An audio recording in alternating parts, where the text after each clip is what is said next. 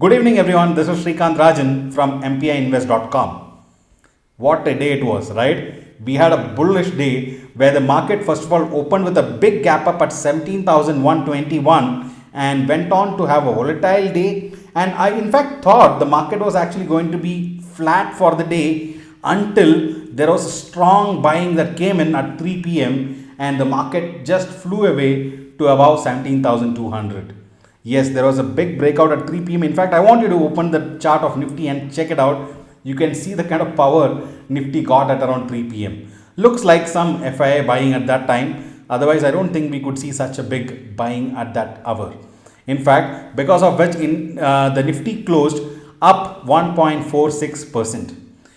Looking at the mid cap sector was up 1.85% and the small cap was one of the lowest gainer, which was just up 0.84%. If you look at the Nifty 50 stocks, most of the stocks were in green except for a few of them which went into red.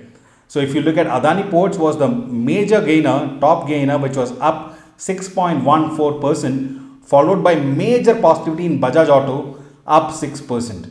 Hero Motor Corp also finally has come out of consolidation and we could see the stock up by 4.95%, followed by Power Grid up 4.15%. The major losers on the Nifty 50 were ONGC, which was down 2%, and Apollo Hospital, which was down 0.96%, followed by Axis Bank, which was also down about 6.69% ahead of the results coming up soon. Apart from that, you could see the global markets. The European markets were also low yesterday, and from there they have actually come down and reversed to actually close, almost not close, it's still open, but then it is still up about 0.9%. The Chinese stocks are also kind of reversing, but they are still flat and they have not reversed completely. But then there was a bad news there in terms of the HSBC Bank result, which came in, and the first quarter actually reported a loss of almost 27% compared to the year before. So this is something which is not looking great, along with the economy which is suffering because of the COVID outbreak continuing to create havoc in the market. Looking at US, we could see the Nasdaq and Dow Jones and S&P 500 futures coming down slightly. Nasdaq futures were down 0.2%, Dow Jones was down 0.3%, and S&P 500 was down 0.2%, all before the results which are yet to be announced. So the major results coming up before the market opened in the evening in US, that is morning in the US, so is UPS and 3M, and after the market close in the US, we have Alphabet, which is the parent company of Google, and Microsoft coming up with their results. So these are important results to be watched out, because since the Alphabet and Microsoft results will come after the market close, we could see some movement in the post market in the US, and the same effect can be seen in SGX Nifty tomorrow, and that can help Indian market go up or down tomorrow. In fact, tomorrow being Wednesday, one day prior to the weekly expiry and the monthly expiry, we are sure to see big volatility tomorrow. In fact, I am really happy to announce that today the Gold Club and Silver Plus members are already sitting with great profits booked this week with all this volatility in the market.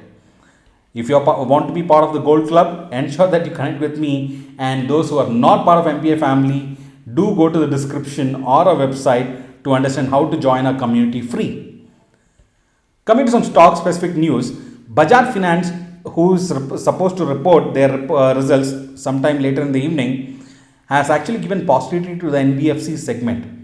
We could see Bajaj Finance up 3.4%, which is actually giving a lot of positivity to other NBFC as well. And we could see Shriram Transport Finance, which is now holding, going up by almost more than 5% in the day. In fact, IndusInd Bank also gave a lot of support to the Bank Nifty, wherein we could see IndusInd Bank closing 3.36% upwards, all thanks to the kind of research report that's coming up, because there is a report that says IndusInd Bank is going to report the highest CASA ratio in last 11 quarters. Now, for new members who don't know what is CASA ratio, CASA stands for CA, current account, and SA is savings bank account. So, any bank which has more current accounts has more profitability. Simple reason, Generally, current accounts belongs to companies, and current accounts doesn't have any interest paid to the customers.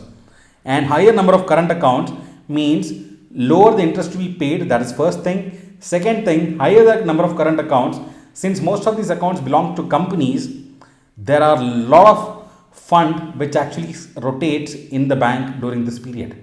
The next important thing, with so many accounts and so many customers being in the commercial sector, there are more loans, secured loans that can be given that can increase the profitability of a bank. In fact, if you look at the CASA ratio, it was reported at 41.8% last year in the same quarter, and if you look at sequentially last quarter, it was at 42.2%. And this time they are expected to give a CASA ratio of 42.8%, which is higher than both sequentially as well as the year before. So this is something which is giving positivity to the IndusInd stock. Along with that, we also have a news where Airtel Payments Bank has partnered with IndusInd Bank to offer FD facility to its customers. So both these news have given a lot of positivity to IndusInd Bank, and we could see the shares rising. If you look at the auto sector, we could see our favorite Motherson Sumi and M Sumi wires actually going, breaking out and going up and up. Yes, both of these stocks are above 5% today, and along with that we could see Tata Motors also up today by almost 2.4%. In fact, auto sector is doing really well as the commodity prices are coming down, the steel prices are coming down, and also the chip shortage is no more. Chip supplies have improved. So I have spoken about this profitably in the morning podcast. So those who don't know why chip availability can increase the profitability of a car, you can just listen to the morning podcast. So Tata Motors also has another news wherein they have partnered with Lithium Urban Technologies, which is an EV based urban transportation service provider, which will deploy 5,000 Express T electric sedans across the country. This would be mainly used for employee transportation, and this is of course going to give a lot of boost to the Tata Motors electric vehicles. Post this news, the scrip has actually ended 2.34% higher. We also see a new stock in our radar, which is Mahindra CIE Automotive. In fact, they came with a stellar result, and we could see the stock soaring up by almost 18%. So this has been added up to our portfolio, and this will be in watch list to add it to a portfolio soon. Coming to yet another important result announced, that is Hdfc Life. In fact, the net profit of Hdfc Life has gone up by 58.6% to touch 506 crores and beats market estimates. Something really important to know, the annual premium equivalent business has also touched 5.8%, which is in line and very close to what market had expected at 6%. So this is what could give some positivity to the stock, and we could see Hdfc Life also up today in the day. Future Group companies continue to fall. Almost every company of Future Group fell by almost 2.5 to 20% today, and the major reason being, which we discussed, is Reliance backing off from the deal. So I am sure none of our members have invested into Future Group because we are all intelligent investors from MPF family. Coming to the IPO section, I spoke to you about the Campus Activewear IPO. In fact, the retail portion has already been fully subscribed on day one, and the total subscription 64% has been subscribed. So the retailers have gone full on with the IPO, but then the bigger investors are kind of little cautious. In fact, there is also news that the valuations of Campus Activewear is slightly higher side, and that's exactly why probably the bigger investors have not gone into it completely. However, that would happen in the next 2 days, I guess. But then I am not sure how much positive profits can be given to the investors in this IPO right now. Especially if you see the last few IPOs have not been performing well in India right now. Coming to the next important part, why steel prices are going down. Well, steel prices are going down because I had spoken about the shortage of coal. Yes, the shortage of coal was actually increasing the cost of the steel production, and that's exactly where India was depending on Australia and US for the coal supplies, which was working of course very costly. But now Russia and India are in talks to restart the coal supplies from Russia. Only problem they had was the payment method, but now they are going to find some solution and things are getting back to track. This means India can get more supplies of coal at a cheaper price, and if this happens, since the input price goes down, the steel sector is going to see some good price reduction.